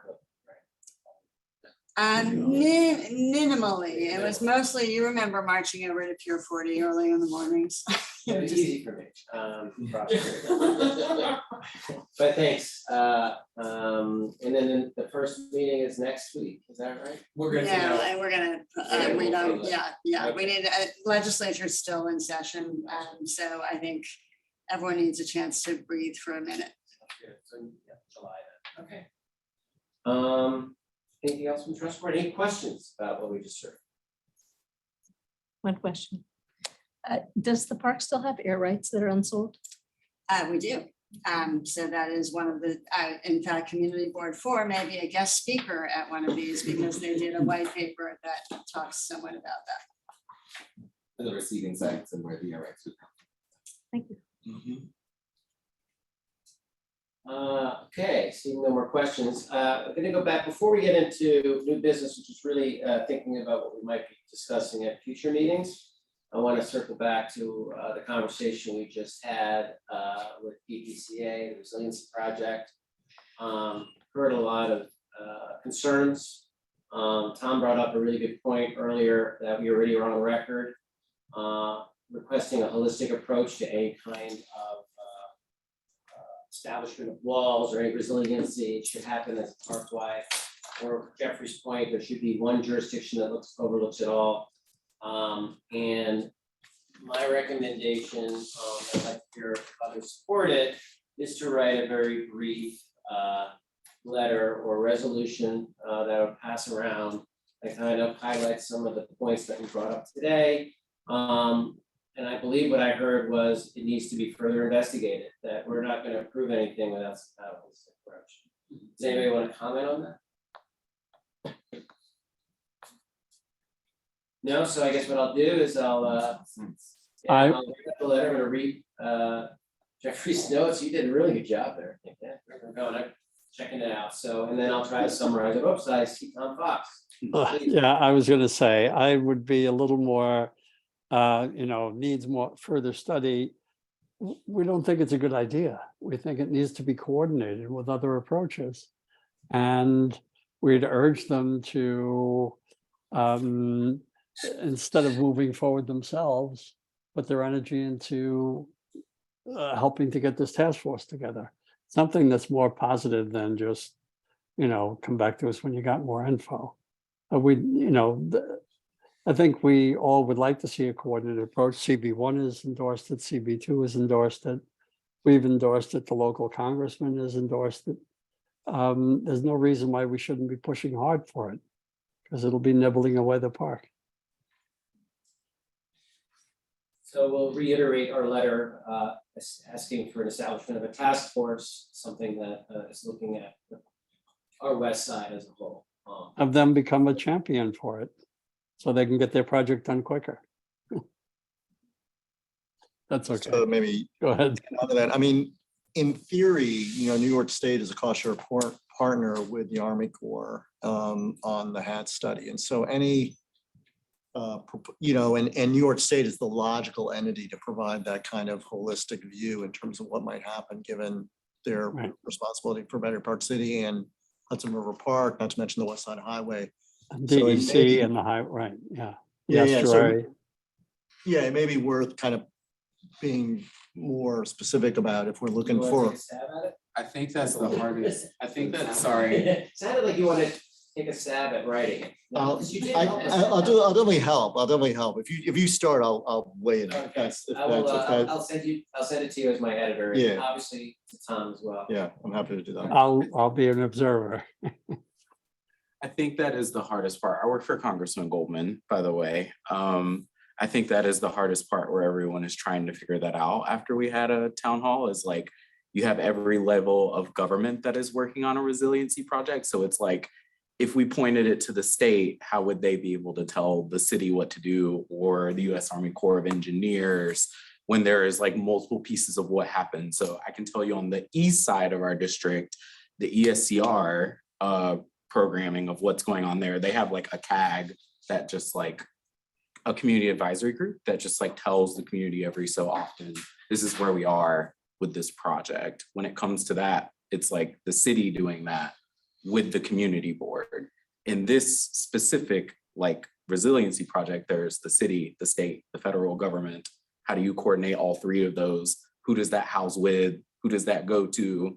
Who like coordinates all of those things and who talks to each other is where we're kind of figuring that out. But If you wouldn't mind, I actually went through this 40 years ago with the creation of the West Side Task Force, and I served on the task force in the panel that came up with the park and the roadway and the limited development and the estuary protection, et cetera, et cetera. And it included the Army Corps of Engineers, the state DOT, state DEC, state parks, city parks, everybody. And it's because the governor and the mayor signed an MOU saying we're going to approach this in a coordinated manner and all of our agencies are going to work together. They appointed the then chairman of the American Stock Exchange and gave him a 6-month deadline. They took it seriously. And I think that if there was a coordinated effort to get the mayor and the governor to sit down in a room and say, look, this is in everybody's best interest, from our real estate tax base to people's lives, to the future of the park, to transportation. This makes sense. The West Side needs to be approached in a coordinated fashion. And we need a champion like Congressman Goldman. I would say to be helpful to point it in the right way. This needs to be bumped up. It's a big issue. There's billions of dollars at stake here and lots of people's lives. Yeah, Tom, I think we're Excuse on me. the same page. So we're gonna write a resolution. We're gonna add detail in it for Rob's recommendation. So we'll do it therefore be it resolves and also whereases, and we'll make sure we get, our facts down and why we want to take the position that we are. Tracy. Hi, everyone. Sorry, I'm not there in person. I was just thinking maybe when the resolution is finished, Tevin, why don't we connect, and then all of the elected offices that represent some piece of the park, maybe we could collectively send it to the mayor and governor again to reiterate the request for a task force from all of our offices. Oh, that's wonderful. That's a great I idea. Okay. also so often find that we write letters, we write these resolutions, and we don't hear back anything. So Well, we have to be very pushy. We write to City Hall like every month and they never write back.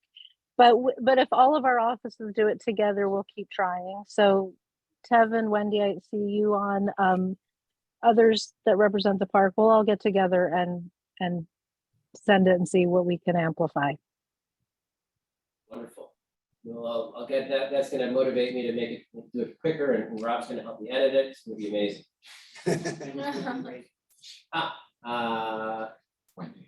Wendy, did you have your hand up? Wendy, were you? No, I volunteering? was trying to give a thumbs up. Okay, I don't see any other hands. We've got 5 minutes left. We can go very quickly, just a quick update from Mary and the safety committee. We kind of heard already on the trust report. The only thing we've really dealt with is at the water safety committee that Robert mentioned is I had brought up a concern I brought up many times about volleyballers who go in the water after their balls. And last year, I don't remember who for the park had said they would try to get the operator of the volleyball court to take responsibility, and they've done that. They have incorporated a statement into their sign-up sheet where people are told not to go in the water after their balls, and has a liability waiver. And the only thing, we haven't actually looked at it yet. Dan suggested maybe we should take a peek, but it sounded like a really good way to just inform everyone who might be in that position of chasing a ball and let them know it's not okay and you can't control everyone, as Chris I know mentioned, but we all recognize that people are going to do what they're going to do, but at least you give them a warning and hope that they'll be careful. Oh, I see Tasha's here, I think. My recommendation was somebody goes in the water, you don't get to play volleyball for another year. Period. I will say we fished several out already this spring that apparently were. People balls, yeah. Yes, and I you know and I don't mind talking to like Lucy at the snack bar also and the volleyball courts also. I'm just to reiterate all that too. I will say the warning that folks get is the railing itself. If there's railing over a piece, don't climb over it generally, just like a life rule. If anyone needs a reminder. The railing is the first warning. In the report, you guys will see that since March, and we will see more of this continuously as the weather is warm and more people are in the park. PEP has removed 59 people from being over the railing and pulled them back. It is a consistent problem. It's scary. It's very scary. 59. People can do die, and yet stupidity continues to reign. Is that a technical term? It is. Okay. So Tasha, do you have anything else you wanted to say to that? So you're gonna bring it to Bob? Yeah, I think all that sounds great, and I could be in more communication with you guys with that also. So just let me know whatever that needs to be done. And we are looking at adding some signage in certain key locations where we know it is scary, it is dangerous, and it's. But one of my crew told me that someone asked if we had a boat for them to go out after their ball, which is completely different than some previous many years ago. People coming on board and, well, I go to get the net, they're already over the side of the ship yeah, that has happened. So we're gonna probably move on. I have Tom, is this- firsthand. Is this about volleyball or your hand raised for another? You're on mute. No, and Tracy, your hand is still up. Do you have something else to say? This Okay. is something that just came to mind. Jeffrey's been doing, I think, a great job trying to keep EDC honest up at the passenger ship terminals with Pier 94. I remember the day when the passenger ship terminals used to be in the park. 20% of the revenue from Pier We 94. haven't gotten to that item yet, Tom. We're gonna get to it in a second. Oh, okay, great. Yeah, it's still in new business, right? Thanks. So All right. it's a lengthy conversation. If anybody hasn't seen it, there've been a couple articles in New York Post, New York Times. Jeffrey's widely quoted. Maybe Jeffrey wants to give us, since you brought it up, just a summary of the work that he's been doing and maybe what you hope to see and how maybe we can address it here in the council in a future meeting. Sure, Pier 92, 94 off 52nd and 54th Street in Hell's Kitchen. Vornado has long held the permit to maintain and redevelop those piers. The city has always been on the hook for a lot of the maintenance, but Vornado is supposed to also keep them in good working order, and they did not do that at all. Fast forward to last year, they began a new ULERP process. Vornado was able to give the city back Pier 92 in a declared uninhabitable form by DOB. So the city has now assumed a derelict, decaying pier. And they now have new rights to redevelop on Pier 94 to build a film production studio, of which the community CB4 had no objection to the use. It was all about the fact that at the end of the day, they're only paying $4 a square foot for this facility. It's a 99-year term lease that will maximize at $13 a square foot in the 86th year, which is only $2.8 million of today's money. It is not tied to inflation on a 99-year term lease. Second to that, a lot of the public improvements, separate from the benefits that Clinton Cove will see in Hudson River Park, and I want to be very plain, it is great that there will be permanent bathroom facilities and 1,800 square feet of kind of back of house space for the trust when they actually develop a pier. The problem is, for 14 years, they promised an improvement in the greenway and the pedestrian way, and done none of that. And the language of the lease specifically excluded those as deliverables by saying they shall not be considered as part of the substantial completion or final completion checklist, and shall instead be delivered in a good workman-like manner. So we've been pretty hell-bent on this issue. The Times covered it in a significant way, given the economic sort of giveaway of the city of a municipal asset. Technically, EDC has the right, or Small Business Services has the right to sign this lease any day now. The community board's following up, electors are following up to sort of get this to pause, but I sort of, if anybody, I think what Tom is gonna throw out there is a potential short and sweet comment from the advisory council that there's concern over EDC giving this pier away without, you know, the guaranteed public improvements to the pedestrian way, the greenway, and ensuring those are tied to delivery of the pier overall. That sound right, Tom?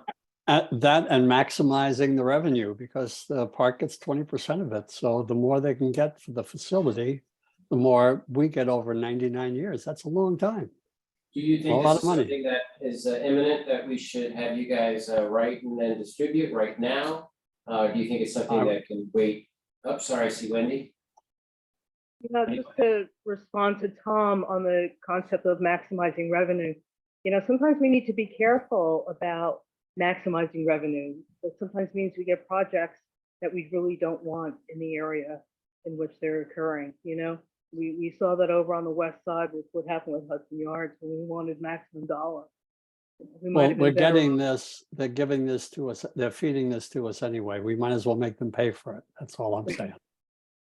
So we thinking about what, a short disagree letter with to that. pause, because it's like, seems like it's moving forward too quickly, maybe it's Jeffrey, something that you can write, because you're so knowledgeable Yes. about it, and then we can distribute along with the resolution for the BPCA. Great. Yes, Mary? I have a quick question, because it sounds incredibly low, but I don't know what the market is asking these days, like It's what, hard. how does it compare? So EDC will tell you that this is the going rate for film studios in Manhattan and in Brooklyn right now, $4 a foot, which is lunacy when you consider, and also they're comparing it to Queens and Brooklyn film production studios. I forgot to praise the fact that the transparency of the trust went a long way in the argument that EDC should better understand how leases are good at negotiating, especially as it relates to capital maintenance of piers. I mean, $4 a square, the lease starts at $900,000 a year, it's 230,000 square feet. And then every 5 years, it escalates by $100,000 every 5 years and maximizes at 2.8 million. For Vornado and Blackstone and a production studio called Hudson Pacific, that's less than pennies on the dollar. When a lot of productions get tax credits There's themselves, an interesting so correlation between the expansion of state tax credits and the timing of Hugely. this deal as well. And again, we're used to this use. We have issues with it at Chelsea Piers, but we understand it, we know it, and we like that use of the pier. It's just shocking that the city thought it couldn't charge more for it. I'm just curious what, I don't know if the facilities are comparable with Chelsea Piers, but what is the? This will what's be the- more, I believe there's 4 sound stages that are going in on Like a this. square foot Office basis. facility. I should note also that the city will get 6% of non-office rev share and 10% of office rev share. for gross of what they charge for those things. This will not be a Paramount production studio or Netflix production studio. It'll be a Rob Peroni Productions rents soundstage one. What are you trying to say? Rob. All of a sudden, I'm not Paramount? You know, sort of a rental. It's your next career, Rob. And look, there's also issues with the fact that, I mean, the lease is just downright terrible. While Vornado sought to divorce itself from 92, EDC has inserted language that any redevelopment of 92 is basically required to do surface parking or rooftop parking. And if there is any, they must negotiate in good faith on a monthly or annual basis to provide additional parking for Pier 94 facilities. As it is, 94 got 100 spaces, which was the allotted amount across 92 and 94. They didn't get that reduced at all, and now they are guaranteed more space over any redevelopment at 92 in this lease. I could talk about it for way too long. Right. Sorry. Well, but maybe we short do and sweet, continue it's to a talk bad about- deal. We're kind of out of time for this meeting, Yeah. but Dale, I'm happy to put together, it's a couple of paragraph letter that we would send, I Great. think, to DC. great. So we'll include that as well, and we can talk about it in the future and how we can continue to put the pressure on. But it is a lengthy conversation, we can't really shouldn't handle right now. There was a note about, there seems to be a lot of privatization of food and beverage operations. A lot of these public areas have been closed. I personally also made a complaint about the noise at Pier 40. You guys are pretty quick that the hornblower boat was just booming. I could hear it at Grant Street. I actually went up to a PEP officer and he goes, yeah, he's gonna be leaving soon. He couldn't hear me when I was talking to him. It was that loud. So, but in recognition to it solving the problem, they did reach the captain. And rather than turning down the music, they just left the port. I don't think that's actually a really good solution, but they did. And that's what the officer told me. Don't worry, he's leaving the port soon. Anyway, if you guys could maybe remind them, actually I haven't heard it since. They've been better since. Chris can tell you how often we meet with Hornblower, which is constant. And it's a constant education about, it's the driveway, it's the telling us if there's a school bus coming in, it's music. And so it's a kind of constant reminder that boat must have been scheduled to go out because they can't just go out, but it was not a good answer. So It's okay. I really haven't heard it on it's on a Saturday, it's fine. But and you know to call, you and your neighbors know that they can call the standing instruction for, I saw Katie on earlier, but it's called the 24/7 number. I did. And that's what We happened. picked up Okay, right got away it. and to a degree, it was dealt with pretty quickly. And then, Mary, if you want to just talk a little bit about the food and beverage. Well, you might have partly answered it. I frankly, although I used the 24-hour number and it's on my phone, I didn't think of it for a noise complaint. But we've had issues off and on with City Vineyard being extraordinarily loud where we're shouting at each other at the ship and there was just the Shared Harbors workshop at the downtown boathouse where one of the organizers came for a tour of Lilac afterwards. She said, "What do you do about this? It's so loud. We couldn't hear each other." A previous time when it was super loud for us and I didn't have someone who could run over there in person, I tried to call them and their phone is set up where you can't get through to a live person. So I left kind of an angry message on their recording, but I'm like, I'd rather deal with the neighbor directly, but I can't get through to Yeah, anybody. so that's for both of you useful if you just call, like, give us a sense of times of day and days. That's better in that case than the 24/7 number because it's a neighbor in a different way. So It's it just giving us a definitely on sense of. weekends and it seems to be usually some special event. So it'd be wedding good or just to know kind of. When it happens in particular, like you can shoot us a note, shoot Rashi a note. Yeah, Like this is what's going on right now. Noisy now, this is tried to leave a happening. message, no one picked up. And it may not be an instantaneous response, but allows our real estate team to sort of mediate some of that. So when they are noisy, that's a really big safety issue for us because we can't communicate with people on the water. All right, so I think we've covered all our items. We have a lot more to discuss at future meetings.